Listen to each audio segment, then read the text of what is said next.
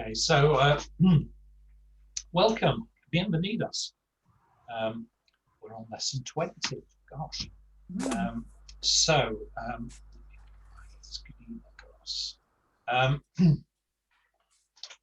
Buenos días, bienvenidos. ¿Qué tenemos esta semana? Uno, las respuestas de la tarea.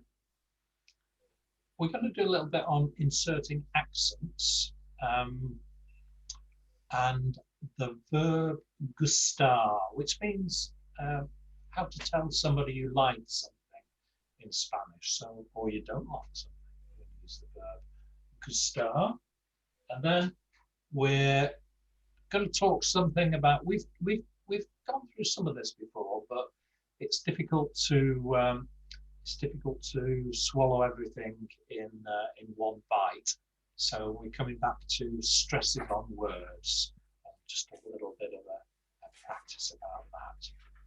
But we'll start today with last week's homework, and I think we had 10 different questions. The first one, questions in Spanish that required an answer, and then sentences in English to translate into Spanish. How did everybody get on with this? Anybody encounter any serious questions? Having thought about having had chance to think about reflexive verbs by forming sentences, were there any questions? Anybody think, oh, how does that work again? That doesn't seem quite right. Was everybody happy? Everybody was happy? Yeah, I think so. Okay, good. Hang on, Eric. Just one little thing. Yes. The first one where it says, "What time do you normally get up?" which I answered, Yeah. and then I checked, obviously, on Google Translate, as you do. Yeah. I had "Me levanto son la ocho," and they had "Me levanto a la ocho." A las ocho. Alas, yeah. So is it son or a? No, it's a. Ah. Me levanto a las 6.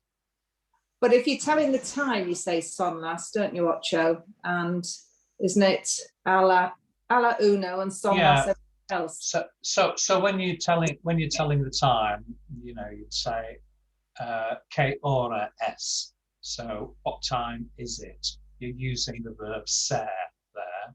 What time is it? Que hora es. And the answer is, I mean, if it's 1 o'clock, you would say es la una. Yeah. It's 1. But if it's 2 o'clock, 3 o'clock, etc., you would say son las ocho. Right. So what you're literally saying is there are 8 hours. There are 8. That's just the Spanish form for telling the time. But if you want to say what time does the bus leave, you'd say a que hora, at what time. What time do you get up? I get up at 6 o'clock, 8 o'clock, 10 o'clock, whatever. Yeah. Okay, thank you. So it's yeah, absolutely. Yeah. Good. So seeing as you've answered the first question, Caroline, do you want to do it? ¿A qué hora te levantas normalmente? Right. Me levanto a las 8 para hacer una taza de té y luego vuelvo a la cama hasta las 9.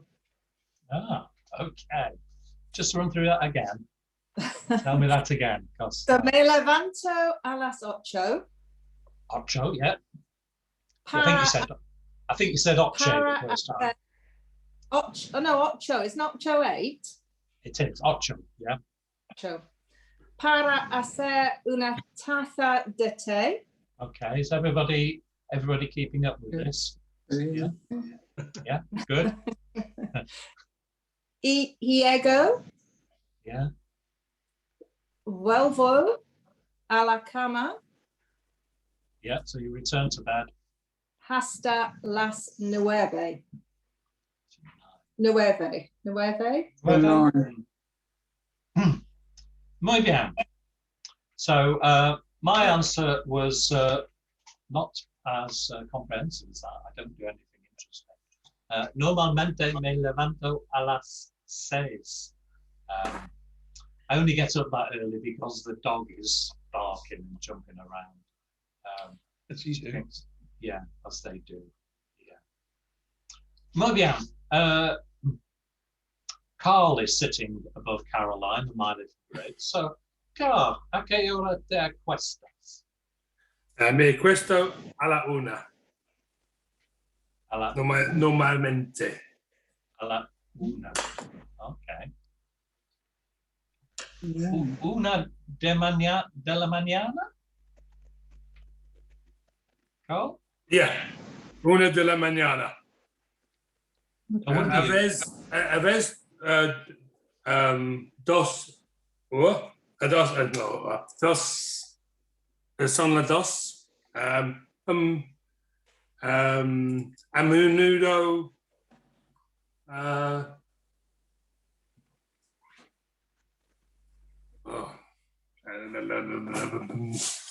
You need to revert to Spanglish, I think. yeah, exactly. I was going to say 12. It was only German was coming for the second for the numbers. Right. Okay. Well, if you went to bed a bit earlier, you'd be. That's true. I'm up doing my homework, Eric. 1 o'clock. You're not a teenager, Carl. No, I'm doing my. It was 2:30 last night. Oh gosh. So I've answered a qué hora te acuestas. Normalmente me acuesto a las 10, pero me gusta leer antes de dormir. So I normally shut my eyes. Yeah. Much earlier than Carl. Jane, going up in my ladder. Su marido se afiesta todos los días. Sí, mi marido se afiesta todos los días. Muy bien. I knew he was a smooth guy. Mi marido se afiesta 2 o 3 veces por la semana. Yeah, I hated shaving. So I inserted myself into this situation. Used to have to shave every day for work, of course, but when I gave up work, it Seems to me, Eric, we're mixing up our E's and our I's. Are we? Both you and Jane said afieta, and I would say, shouldn't it be afeita? Afeita, yes, afeita. Yes, that's right. Yeah. Thank you, Adrian. Yeah, afeita. 2 o 3 veces por semana. Okay, Apple is the next on my list. Apple, ¿te maquillas antes del desayuno? No, solo me maquillo cuando me voy. Y ahora no voy. Okay. No, solo me maquillo cuando salgo. Same principle. Yeah. So you used irse rather than salir, which is perfectly good. Well done. We've got Paul next, I think. No, admin. Admin today, yeah, as usual. Paul, ¿te acuestas más tarde el fin de semana? Sí, me acuesto a las 11. So you go to bed a bit later, yeah? Sí, I said, me acuesto a las 11 los sábados, pero más temprano los domingos, cerca de las 10. So, well done. Good. No problems there. That's great. How did we do with the translations? Okay. Let me go down and see who we've got for translations. Shall I go down? Shall I go down to the bottom of the thing? Linda, how did Linda Broughton? How did you translate John shaves only once a week?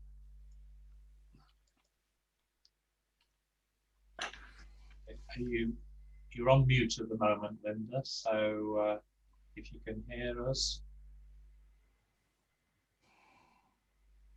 I think Linda's having trouble hearing us.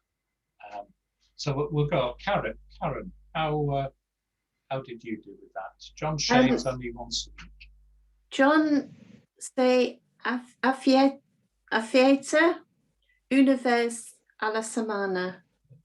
Yeah, good. Juan, I put Juan, just translated John. Se afeita solo una vez a la semana. I said solo, only once a week. Very good. Thank you, Karen. Giselle, we shower every morning in our new bathroom. Nos duchamos cada mañana en nuestro baño nuevo. Muy bien. Mine was a little different. Nos duchamos todas las mañanas en nuestro nuevo baño. Cada día is fine. Each day, it's the same thing. So that's absolutely fine. And baño nuevo is okay, or nuevo baño is okay. I'm sure there must be a rule somewhere. Now, no, not when we're recording it. Absolutely not.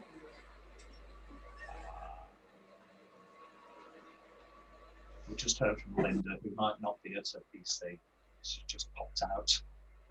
So there we go, Linda. Thank you for the message. Okay, the next one. I had to wash in the kitchen sink this morning. The bathroom was busy. Abigail, let me throw a bit of past tense at you. I have to confess, I didn't actually see this bit in the homework. I only did the first bit. So. Oh, did you? All right. Yeah. So I had to. Is it tu vacay? It is. Well done. Tu vacay. And Lavame. Lavame. Muy bien. Yeah. En la fregadero de la cocina. Cocina. Cocina. Bit of Portuguese slipped in there. Esta mañana. Esta mañana. It's fregadero is masculine noun, so el fregadero. But, that, small error. El baño era ocupado. Ocupado. Estuvo ocupado. Muy bien. Yeah. Good effort. Well on. Tuve que llevarme en el fregadero de la cocina esta mañana. El baño estuvo ocupado. Good. Oh, estuvo. Right. I'm not very good with past tense. Yeah, I said era. Yeah. We'll chug along with the past tenses. Don't worry about it. But you could maybe use the imperfect tense for the second sentence. You could have done, yeah. Estaba. You could have done. I didn't, because I used the preterite because we were talking about this morning. So I assumed that the bathroom was busy this morning. But estaba would, if the bathroom was busy at some time in the past, quite right to use the imperfect tense. Number 4, Amanda, how are you? I've thrown in a bit of past tense again here. I looked at myself in the mirror and thought, I need to shave. It's very inappropriate for you, this. Yes. But put yourself in my position. Yeah, I must confess I did check it after I'd done it and changed it. So I marked my own homework, if you like. Oh, that's fine. But no, I mean it's good to check. Yeah. But me miré en el espejo y pensé, necesito afeitarme. Afeitarme, sí. It's a tough one to say, shaving, isn't it? That's fine. Yeah. Which bit did you get wrong when you checked it? Was it the past tense or? The mire was a bit tricky. Mire, yeah, mire. Me mire en el espejo y pensé, necesito afeitarme. In the present tense, miro en el espejo y creo que necesito afeitarme. Creer and pensar, they're sort of interchangeable. I don't think you get pulled up, but pensar is more to think in an abstract sense. I would have used creer in this one, but I didn't in the first sentence. Creer is to believe, so you're saying, and I believed I needed to shave. So that's absolutely fine. Linda Broughton, are you with us now? Sorry I missed you out earlier. Hello. Hello. I'm back, but I've missed a lot. Yeah. Have you? Can you see item 5 on the screen? I get up at 5 in the morning to leave for work. Are you able to translate that for us? Probably not, actually. Me levanto a las 5 a la mañana.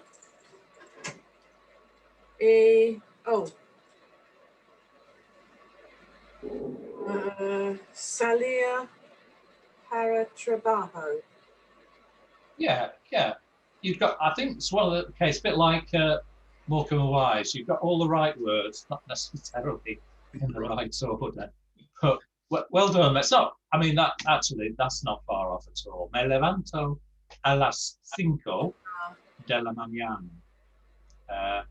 And now you said salir. I've used irse. It's fine. Either's fine. Para irme al trabajo or para salir al trabajo. So, well done. Good. It's fine. I'm sorry. I'm just looking. Abigail, have you got a question, or are you just holding your pen and pencil? Oh, no, I don't have a question. That's all right. Sorry, I didn't. It was poised there. I thought, that's a question coming up. Okay, so let's Eric, move. Yes.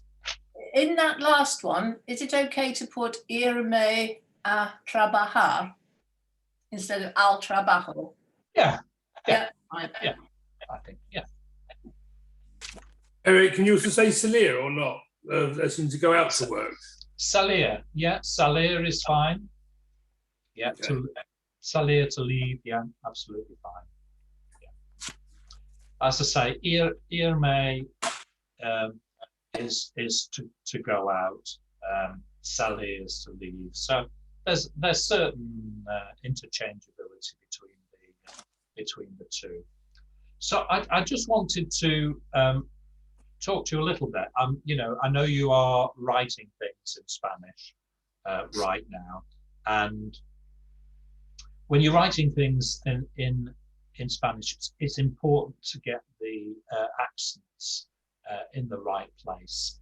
So I just put a little crib sheet in the notes to try to explain how you might do this. And I know some of you have different methods, and some of you use little apps that allow you to hit keys and insert accents.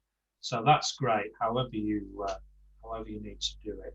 I find probably the easiest way is if you're writing something in Word, just set the language to Spanish. My dog's being annoying. Just a minute. I think she was asleep. Now she's sniffing at the doors if she wants to go for a walk. So I'm just going to send her out to my wife. Hold on. What?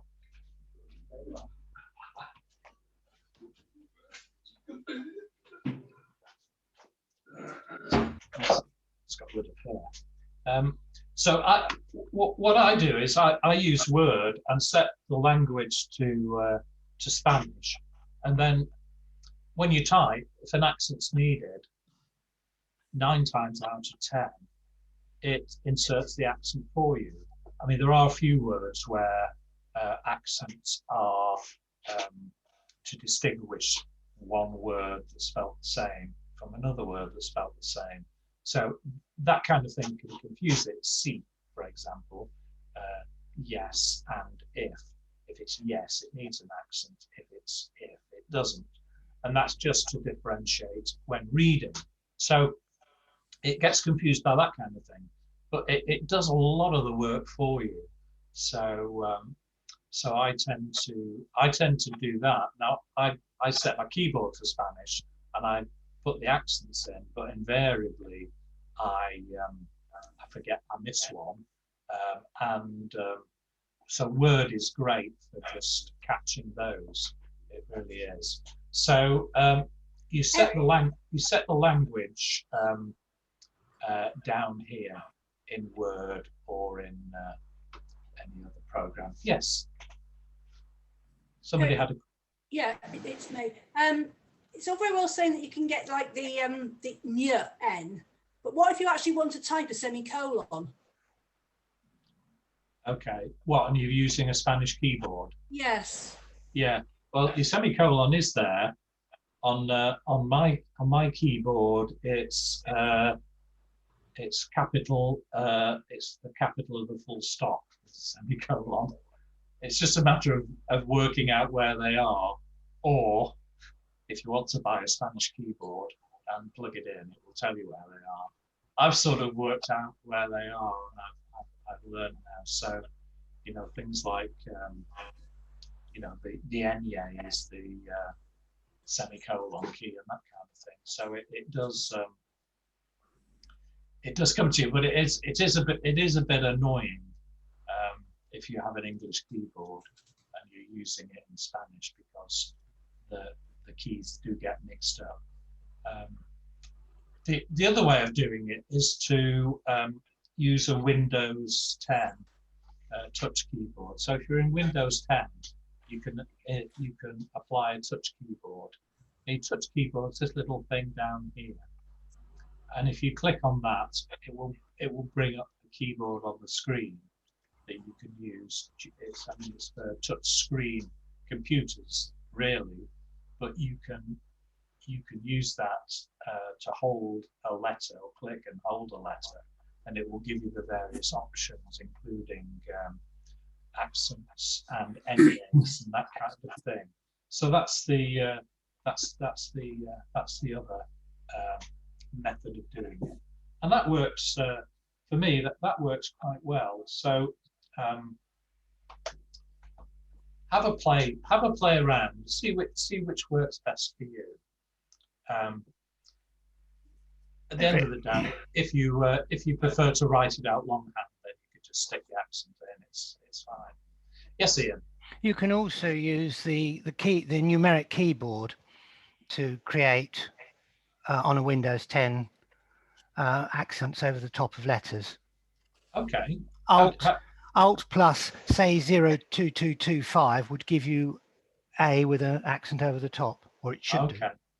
And there's a series of those, but right. Okay. So where do you set those up yourself, or do you find? No, they're on the keyboard, but you're using the numbers you use are not the numbers across the top of the keyboard. They're the little square pad of numbers, you know, that you can use. Yeah. And so it only works in those if you use Alt. Yeah. So you're inserting an ASCII code in there. Yeah, effectively, I suppose. Yeah. Okay. All right. Yeah, it's worth a try. Anyway, it works with my keyboard. It may not with others. No, it should do. It should work at all. And you can. Is there somewhere you can find a list of the the ASCII codes? Did you get that on Google? Yeah, Marilyn actually found it for me. I'll ask her and I'll email it separately. Okay. Ian, I think what you do is you go into insert, yeah, and then symbol, and then there's a huge long list of symbols, and in there you can pick on it, can't you? Whether it has to give you the ASCII code, I don't know, but you can certainly find them all there. Yeah, but I'll look to where I found it, and then I'll drop it to you, Eric, so you can send it out. Okay. That'd be the easiest. Yeah. We it is important to use accents because it gives you a guide of how to pronounce the words or where the stress comes. So it is important, and you know, we do want to try and get it right. We don't want anybody failing their GCSE Spanish because they've missed some accents out. Okay, good. Let's chug along. I want to talk about the Spanish verb gustar and how it's used. So gustar means to please, and the Spanish use it to say that you like something. Now you'd think maybe you'd say yo gusto, I like, but of course that gustar means to please. So gusto means I please, which isn't what you want really. So you know, you can't say gusto el vino tinto. That means I please the red wine. It doesn't make any sense at all. The way the Spanish construct these type of sentences is to say the red wine pleases me. So me gusta el vino tinto. It pleases me, the red wine is the literal translation. Of course, that doesn't make any sense. So we shouldn't try to translate things literally. I know we have to all the time when we're learning Spanish, but you're thinking in Spanish, me gusta el vino tinto is what you need to say. You'll soon get used to it. It seems odd at first, but you will soon get used to it. And this type of construction also has the advantage that there's only two conjugations of the verb gustar that you need to learn. Gustar, it pleases, and gustan, they please.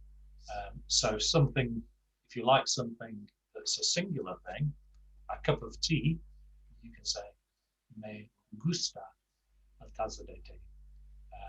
And if you like something that is plural, biscuits, tea and biscuits, you see, I can't get them out of my mind. It's almost, it would almost be tea break time, wouldn't it, back in the Copeland Centre. So if you want to say, I like biscuits, las galletas, so you say, me gustan las galletas. And that's how it works. So let's have a look in a bit more detail, okay? So there's only two conjugations of gustar that you need to learn, but, there's a but, you will need to learn a set of indirect object pronouns because the way the sentence is constructed, the person or persons being pleased are the indirect objects. So you need an indirect object pronoun. These are quite similar to reflexive pronouns, but not the same. So me is me, you, to form is te, him, her, you, in the formal, or usted is le, us is nos, you plural informal, the vosotros form is os, them, you plural in the formal is les. So The same as reflexive pronouns, except for le and less.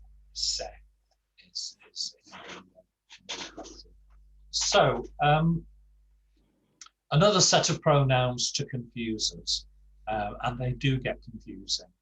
You've only got to remember whether it's a reflexive pronoun or an indirect subject pronoun, but you've got to remember the differences. And sitting down and doing it's quite difficult. You really need to see them and hear them in sentences, and you know that's quite nice then. Easier, much easier. So let's have a look at the sentences. Let's see who likes red wine. I'm assuming that, well, if you don't, you don't, but we'll tell you how to say I don't in a minute. I like red wine. Me gusta el vino tinto. You, speaking to a friend in an informal situation, like red wine. Te gusta el vino tinto. She likes red wine, or he likes red wine. Le gusta el vino tinto. We like red wine. Nos gusta el vino tinto. You, all my friends, you plural, like red wine. Os gusta el vino tinto. And they like red wine. Les gusta el vino tinto. So it's exactly the same sentence each time, except for the indirect object pronoun. That's the only thing you need to change. So most of the time you'll be saying, I like something. So me gusta is the one that you want to try to remember. Okay. Any questions? Pretty happy? Reasonably happy? Okay. No, hang on a sec, Eric. I'm a bit confused. Okay, yeah. When it says they like red wine, why isn't it le gustan? Because the red wine is pleasing to them. Oh, so, right. Okay. So Yeah. the red wine is singular. There's only one, and that's what affects the verb. So the verb is talking about the red wine. So gusta, it pleases, is what I'm Right. saying. Okay. Yeah. Yeah. Is that all right? Yeah. That's fine. If there's more than one thing that pleases us, so let's say I like red wine and white wine, but we're still saying gusta. We're still saying it pleases me, red wine and white wine, because it's two things, but it's two separate things, both singular. So we still use gusta. So if you're doing a list of things that please you and they're all in the singular, then you use gusta. However, what if the thing that pleases us is plural? Okay, let's say apples. There's more than one apple. I like apples. So apples is plural. In this case, we say gustan. So what we're saying is, they please me, the apples. Me gustan las manzanas. And you like apples, te gustan las manzanas. He likes apples, le gustan las manzanas. We like apples, nos gustan las manzanas. You, all my friends, like apples, os gustan las manzanas. And finally, they like apples, les gustan las manzanas. So when it's plural, gustan. When it's singular, gustan. Yes, David? Yeah. If you had a list, the first item of which was singular, yeah, and the second one was plural, okay, would you pluralize the verb, or does it depend on which one comes first? I would say, let's say I like red wine and I like apples. I would say, me gusta el vino tinto y me gustan las manzanas. It's a bit more long-winded than English, isn't it? It's just the construction of the sentence. Yeah. But yeah, be careful not to get yourself into that situation if you don't want to create a long sentence. It's good fun, Gustav. So you can also use we've used gustar with nouns. You can also use it with verbs to say that you like to do things. So I like to run. Have we got an echo or something somewhere? No, it's not anybody asking a question, is it? No, I think it's just an echo. So I like to run. The verb to run is correr. So I like to run. Me gusta correr. You don't feel it. So my wife's just out taking the dog for a walk. She's annoyed my wife sufficiently to get her walk now. Started off annoying me. She's now annoyed Margaret. So she's off for a walk in the sunshine. So I like to run. Me gusta correr. You don't need to say a correr. Just correr. The verb in its infinitive. Use it in the infinitive because you've conjugated the verb gustar, so that works absolutely fine. You like to cook. Let's go through these different versions. Te gusta cocinar. She likes to walk the dog. Le gusta caminar con el perro. Now, we've said she likes to walk the dog. We can say, I'm just going to get people to mute themselves. I'm getting some echo. I think most people are on mute, so I don't know where that's coming from, but that seems better. So she likes to walk the dog. Le gusta caminar con el perro. He likes to walk the dog. Le gusta caminar con el perro. It's exactly the same. Now, it may be obvious who likes to walk the dog just in the context of the conversation, but it may not be. If it's not, you need to emphasize who it is that likes walking the dog. You'd have to say, a ella le gusta caminar con el perro, or a él le gusta caminar con el perro. So to him, he likes to walk the dog. To her, she likes to walk the dog. And we'll go through this in a bit more detail next week. But we might use it in the sense of saying, Eric likes to walk the dog. A Eric le gusta caminar con el perro. I feel more like kicking the dog over the backside this morning because she's getting on the nerves, but she's going for a walk anyway. So I'll just introduce that at this stage, but we will go through it in a little more detail later on, probably next week. We like to travel in Spain. Nos gusta viajar en España. You, all of my friends, like to drink red wine. Os gusta beber el vino tinto. They like to eat chocolate. Les gusta comer el chocolate. Okay. So that's using a verb. Always use the verb in the infinitive. No need for any prepositions before or after, but before the verb.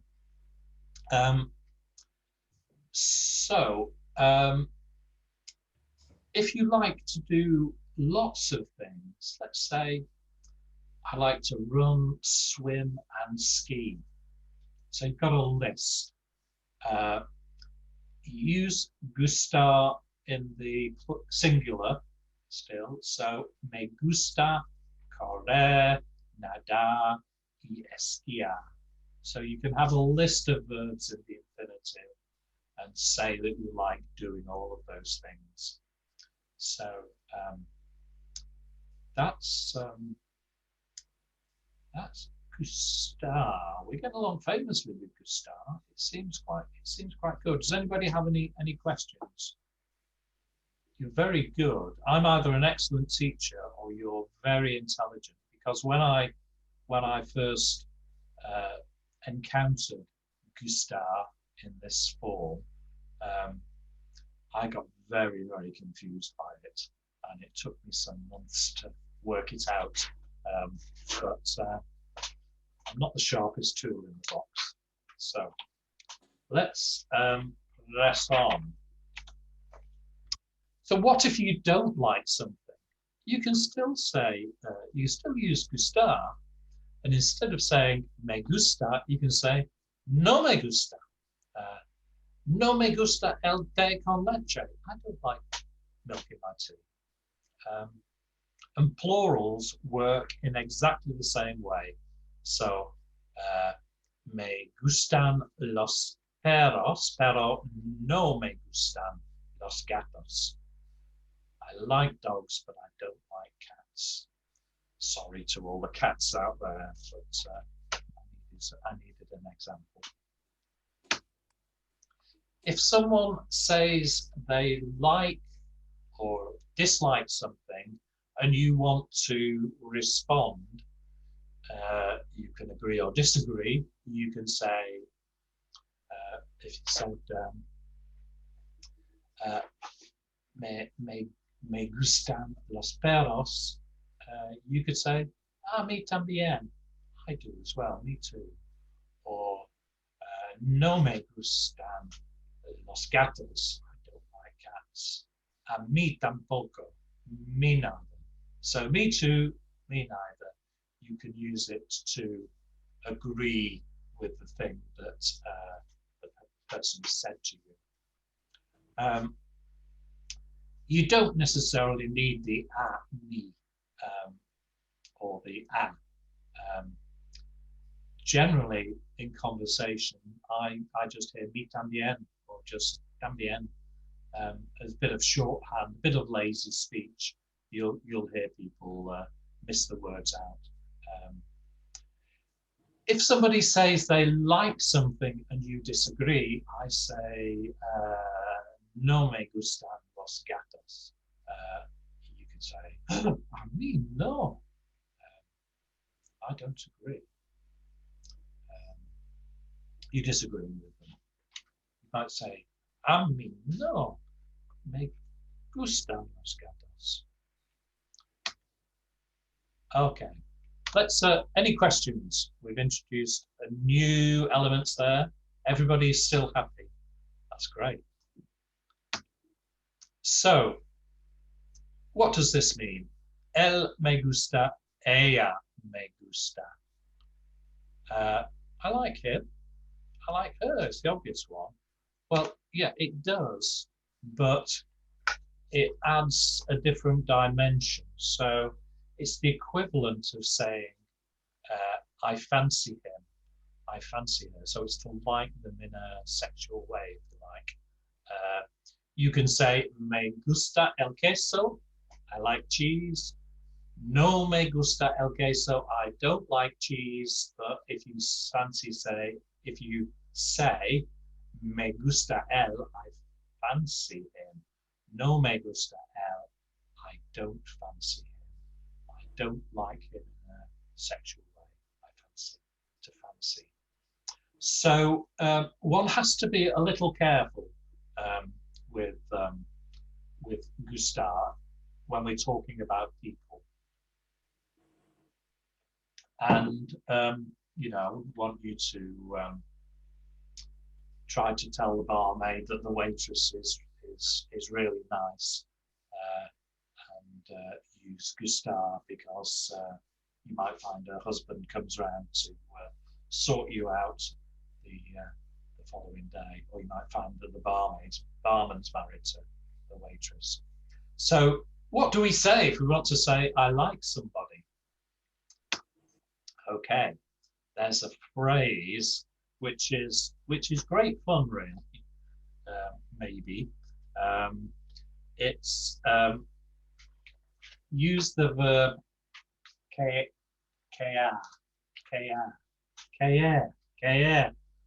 Gosh, I can't get my tongue around anything this morning. Care, which means to fall. Care, to fall. So if you want to say I like him, él me cae bien. The literal translation is he falls to me well. It doesn't make any sense at all, but it means I like him. I like her, ella me cae bien. I don't like him or her. We can't say she doesn't fall to me well. Ella no me cae bien. We have to say él or ella me cae mal. So he or she falls to me well. He or she falls to me badly. It's just one of those odd constructs in Spanish that you think everything's going great. I understand how to use gustar, and it's all great. And then they throw this little one in, and it's a joy of learning a foreign language. If we're talking about the plural, I like them. Ellos, or if they're all women, ellas, me caen bien. Me caen bien. So they fall to me well. You don't like them, ellos, ellas, me caen mal. Okay. Everybody's still happy.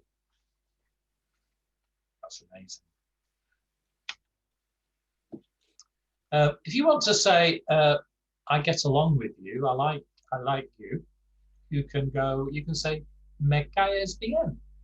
Let's look at a sentence. You get straight to the point. That's why I like you. Vas directamente al grano. Es por eso que me caes bien. I like you. Me caes bien. If you want to say that you are interested in somebody romantically, if you want to say you fancy somebody,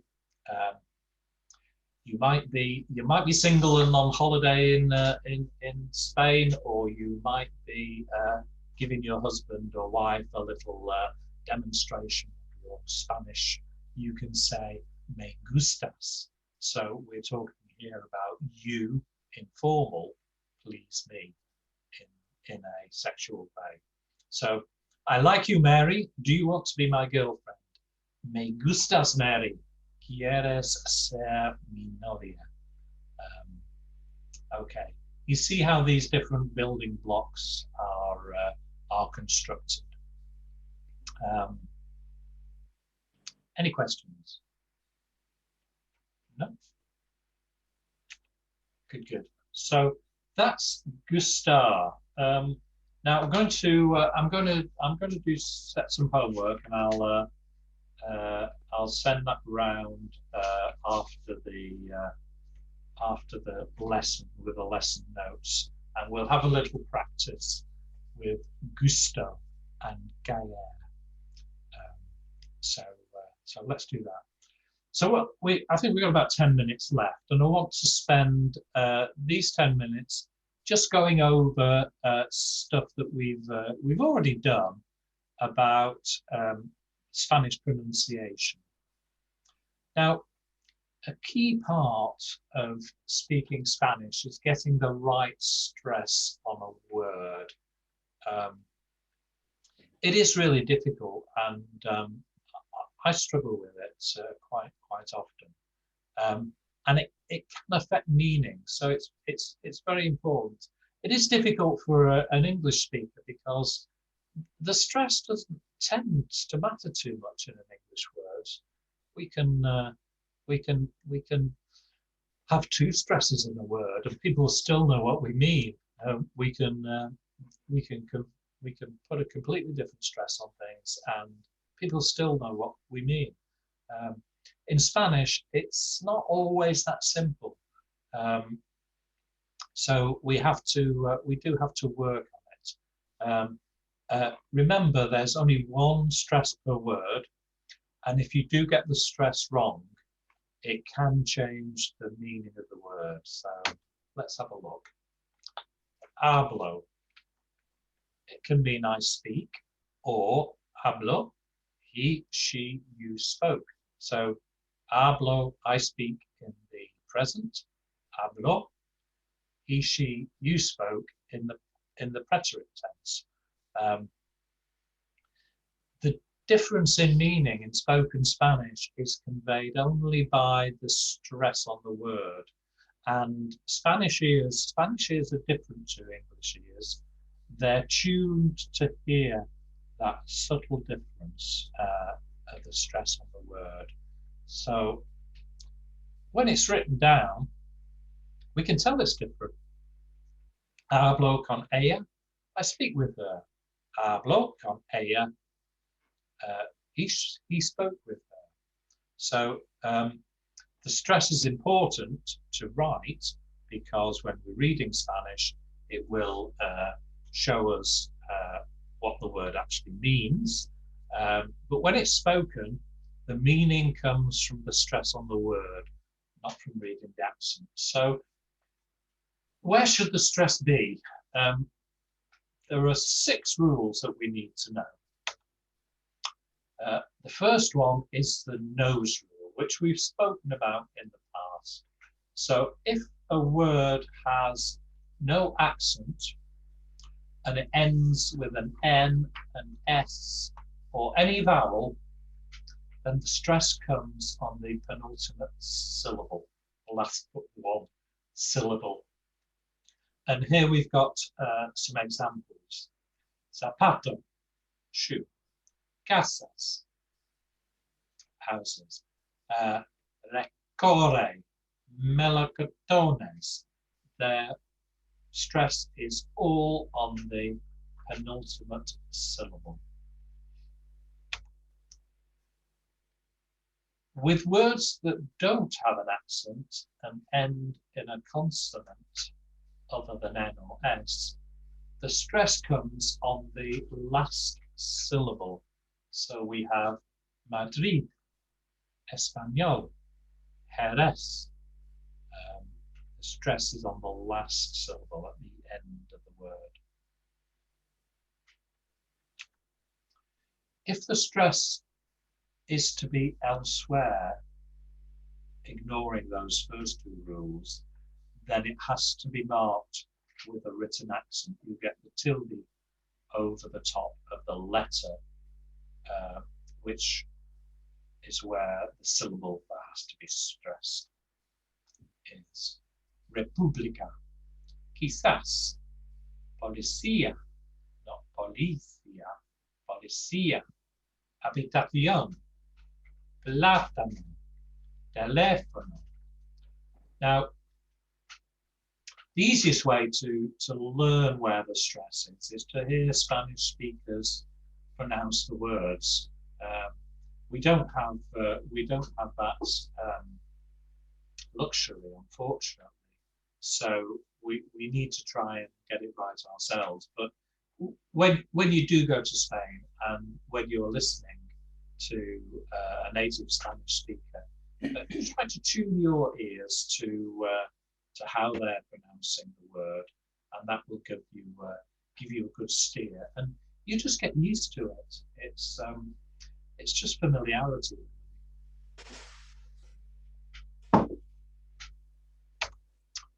When we use a verb in the present tense, the stress is on the front of the verb. And those of you who've done Michel Thomas courses, he's quite a popular guy with his audio CDs. He talks about this, he calls it pushing through the verb. but the stress is on the front of the verb. Comemos, compro, hablo. That signifies to a Spanish speaker that you're speaking in the present tense. Compro, hablo. You don't need to stress it that much, but if you listen to a Michel Thomas lesson, he really hablo, because it's he emphasizes the stress. The stress is on the front of the verb. When using a verb in the yes, Adrian. The first example you gave on the written page, you've stressed com, but when you said it, you said comemos. So is it really the front of the verb, or is it just the? It avoids the back of the verb. Yeah, it avoids the back of the verb probably. It might be just my clumsiness, Adrian. I could I maybe suggest that you put it into Google Translate and click on the pronunciation and hear a proper Spanish speaker have a go at it. Comemos. Michel Thomas would probably say comemos. But no, there's two stresses there. That's totally wrong. Comemos, compro, hablo. It's easier with the other ones where there's just a couple of syllables. It should be at the front of the verb, not on the back of the verb. When we've got a verb in the past tense, the stress is at the back of the verb. Now, often there'll be an accent there just to reinforce that, because in written Spanish, clearly hablo could be present or past. Hablo, comi, compre. The stress at the back of the verb, and again, it's a tricky thing for us to get right, especially when you're thinking of the right verb, trying to articulate it, and trying to think of the next thing you want to say to an impatient Spanish speaker. So it is stressful getting the right stress, but it's something that will come with practice. So worth practicing. In the future tense, also the stress is at the back of the verb, and here the word helps you out really, because the future tense generally has the infinitive form of the verb plus an ending, so it is easier. Compraré, comerá, hablarán. For future tense. Now, I'd still encourage you to create the future tense using ir. So instead of saying compraré, I will buy, say voy a comprar, I'm going to buy. Voy a comer, I'm going to eat. Voy a hablar, I'm going to speak. Or vas a hablar, you are going to speak. Van a hablar, you're all going to speak. So it's easier to create the future tense using ir, and you can do it in 99% of the situations. Question. So, yeah, that's all right. We've just gone to the full view. Yeah. On the, it seems that there are two rules on that last one, because the examples that you've used have both got, all three of them have got accents on. Are there any past tense that don't have accents, or is that just a double rule? Past tense, yeah, you will come across past tense where there isn't an accent, and that tends to be those examples where you couldn't get it confused with another tense.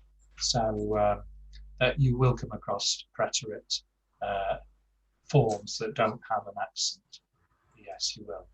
Yeah, and the stress should still come at the end of the verb, just to signify that you are talking in the past tense. Hard to think of an example. I think ser is an example, isn't it? Fui, fuiste, fue. Fue, yeah, fue. They don't have accents, I don't think.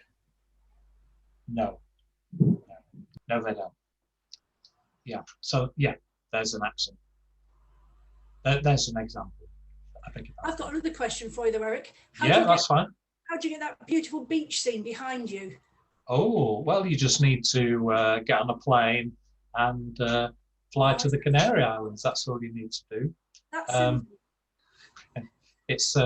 It's one of those daft things in Zoom. You can click on your camera and you can get different backgrounds.